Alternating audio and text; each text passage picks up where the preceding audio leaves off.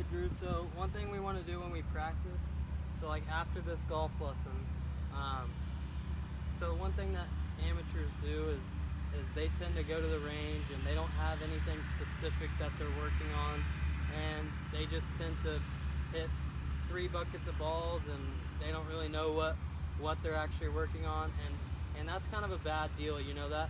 If you don't have a specific thing you're working on, you tend to engrave bad habits. I mean, if you sit there and hit 3 buckets of balls and don't know what you're working on, you're going to start doing some things wrong, and then you're just getting deeper and deeper into your hole. So one thing you want to do is you want to make sure you always have a few things you're working on. And then also, it's better for you to say you practice 1 hour 3 times a week.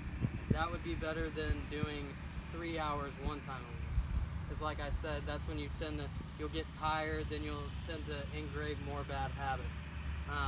It's also important that you get warmed up before you start actually working on what you want to work on. So yeah, hit 20 balls or so, and then that's when you really want to start working on the things that we talk about in our golf lessons. Also, another important thing is most amateurs will just see this big range and they'll just hit out in the open, okay?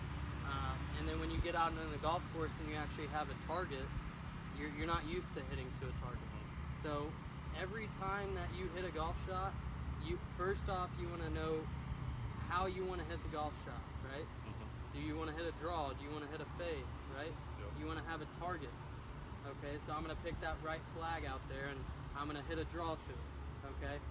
You're working on hitting shots rather than just beating balls. And like I said, you know, after this golf lesson, we were working on maintaining that club angle, using good wrist angles. We're working on sitting back and rotating.